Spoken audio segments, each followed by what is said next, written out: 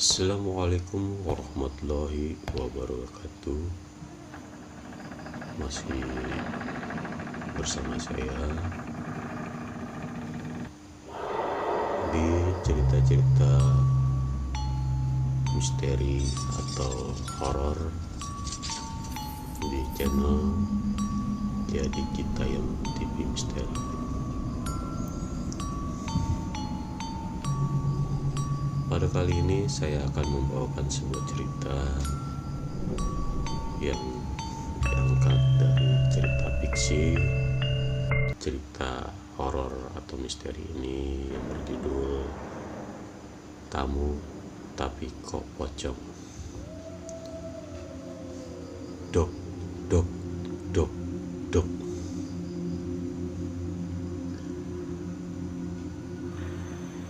Petang ini rumah Likjo sudah kali ketiganya dikunjungi pocong, dan gilanya lagi aku juga iseng menghitung dan mengamatinya. Dok, dok, dok, dok. Setelah membenturkan kepalanya ke pintu, secara tiba-tiba pocong itu menoleh ke arahku. Cepat, aku kaget bukan main. Jantungku seolah mau copot. Saking kagetnya aku terjerembab ke belakang, di mana aku sedang mengintip di balik tirai hordeng jendela rumahku. Bayu, ucap seseorang dari belakang. Aku semakin kaget lagi. Beruntung saat itu ku toleh, ternyata ibu berdiri menghampiriku di ruang tamu. Pocong, Bu, di rumah Likjo, jawabku gemeteran. Sore itu telah seminggu terjadi teror di kampungku. Selepas maghrib, sesosok pocong mengerikan sering iseng menggedor-gedor pintu rumah warga. Pernah juga berapa kali jam 10 malam sosok itu beraksi. Namun yang lebih sering ketika hampir tengah malam tiba. Oh iya, perkenalkan, namaku Bayu. Umurku 22 tahun dan aku masih bujang. Kebetulan aku bekerja sebagai satpam di sebuah tempat perbelanjaan di pusat kotaku.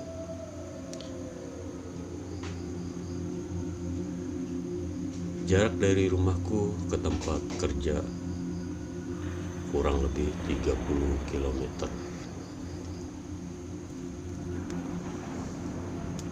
Aku terbiasa pulang pergi naik motor Metigo. Ya, kira-kira hanya perlu waktu 20 menit perjalanan. Aku tinggal di sebuah desa di pinggiran kota. Aku hidup bersama ibuku saja, karena ayah sudah tiada semenjak aku berumur 17 tahun.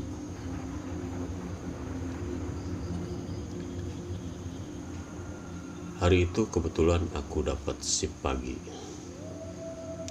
Jadi sore hari aku sudah berada di rumah menemani ibu. Sebelum azan maghrib, aku sudah menutup pintu rumah rapat-rapat. Aku duduk di ruang tamu ditemani secangkir kopi dan sebungkus rokok kretek. Sedangkan ibuku berada di dapur menyiapkan dagangannya untuk besok. Oh iya, ibuku penjual gorengan. Biasanya beliau menitipkan dagangannya ke warung-warung milik tetangga. Dok, dok, dok, dok. terdengar suara gedoran di pintu tetanggaku begitu keras. Hampir saja membuatku tersentak. Tak kala beberapa seruput kopi masuk ke tenggorokanku, kuletakkan cangkir kopiku ke meja dan kurai sebatang rokok. Lantas kunyalakan, kuhisap pelan dan kuhembuskan ke udara. Aku mengendap-endap mendekat ke pintu jendela rumahku. Kusibakan pelan-pelan kain gorden dan yang menutup jendela. Mataku menelusuri arah utara mencari di mana sumber suara gedoran itu berasal. Dok, dok, dok. Benar saja. Pocong itu membentur-benturkan kepalanya sendiri ke daun pintu tetanggaku. Walaupun rumah yang kedatangan tamu pocong itu berselang satu rumah dari rumahku, namun aku masih bisa melihatnya dengan jelas. Dok, dok, dok, dok. Lagi-lagi suara gedoran itu muncul kembali. Jidat pocong beradu dengan papan kayu. Pemilik rumah, Sarjo, biasa aku panggil Licu, hidup bersama anak laki-lakinya yang masih SMP, sedangkan istrinya merantau ke negeri jiran. Di rumah Licu nampak tak ada aktivitas apapun. Aku yakin bahwa Licu saat itu juga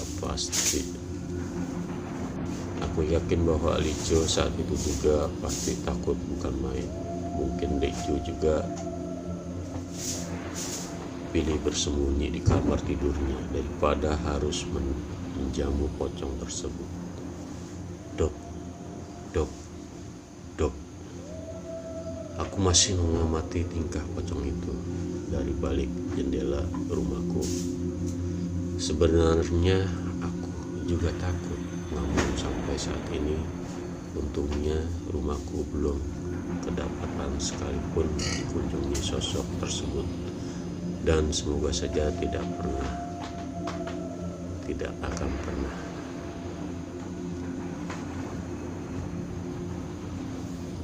Seandainya suatu saat nanti pocong itu bertamu ke rumahku,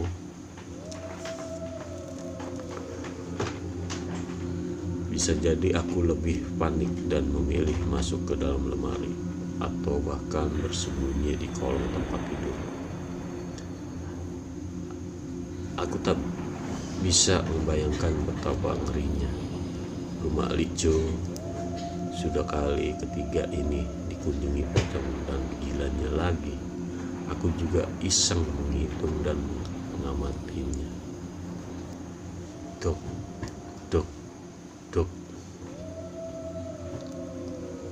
Setelah membenturkan kepalanya ke pintu, secara tiba-tiba pocong itu menoleh ke arahku cepat. Aku kaget bukan main, jantungku seolah mau copot. Saking kagetnya aku terjerebab ke belakang. Bayu, ucap seseorang dari belakang. Aku semakin kaget lagi. Beruntung saat ku toleh, ternyata itu ibuku sendiri sedang berdiri menghampiriku di ruang tamu. Pocong, Bu, di rumah Licu, jawabku gemeteran. Ibuku hanya diam mendengar penuturanku. Rupanya selalu bergeming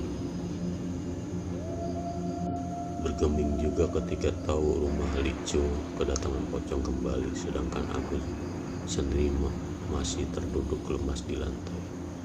Masih tergambar jelas dalam ingatan bagaimana mengerikannya wajah pocong itu. Mukanya hitam gosong, matanya melotot, wajahnya berkoreng, Ih, membuatku berdiri. Bayu, wes, gak usah ngintip-ngintip, ucap ibu lalu duduk di kursi. Iya bu, sahutku lalu menyusul wanita yang melahirkanku 22 tahun yang lalu. Kui kopine diombe, keburu dingin, suruh ibu padaku. Bu, kenapa kok akhir-akhir ini pocong itu selalu mendatangi warga kita, Bu? Tanyaku setelah menyeruput kopi. Ibu juga tidak tahu, Le. Apa mungkin salah satu warga desa kita ada yang mempelajari ilmu hitam ya, Bu? Ibu hanya dan mengangkat bahunya. Atau jangan-jangan ada yang sedang melakukan persugihan pocong ya, Bu? Gak mungkin, Le. Soalnya belum ada kabar warga kehilangan duit. Atau mungkin desa kita kena kutukan. Kutukan apa? Ya empu, kali aja namanya juga nebak, ucapku cengar-cengir. Wes, gak usah mikir yang macem-macem, sampean belum makan toh. Udah, ayo kita makan bareng, Le, ajak ibu. Alah, ndak Bu, Bayu makan nanti saja, masih belum lapar, kilahku. Padahal aku sendiri masih belum bisa melupakan wajah pocong mengerikan tersebut. Bagaimana mau bisa makan dengan lahap kalau dalam otakku pocong itu masih membayangi. Ya wes, ibu makan duluan ya, Le. Nggih, Bu, jawabku. Ibu berlalu ke arah dapur hendak makan malam. Aku menyeruput kembali kopiku dan menikmati rokok yang terselip di jemariku. Ku hisap pelan-pelan hingga nikotinnya berasa di dada, seolah memberikan rasa ketenangan pada otakku. Dok, dok. Tiba-tiba pintu rumahku digedor pelan.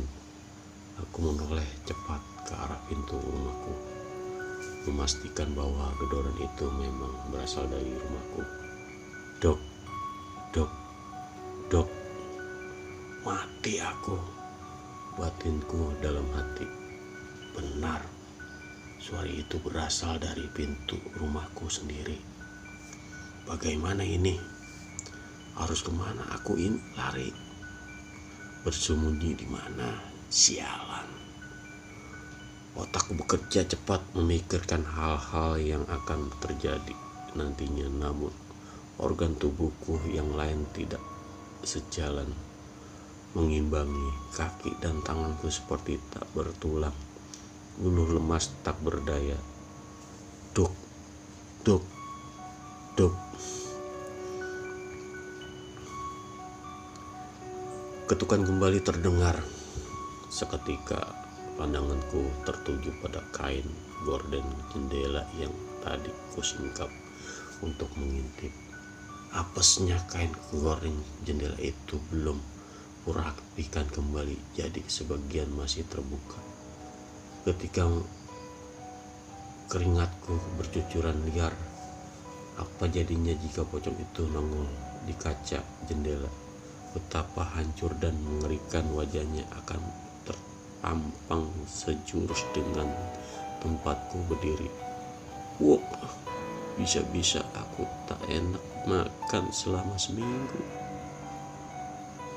Le, Bayu, ono tamu, pintune kok ndak dibuka piye toh? Ibu mendekatiku dari arah dapur. Mungkin beliau mendengar suara pintu diketuk berulang.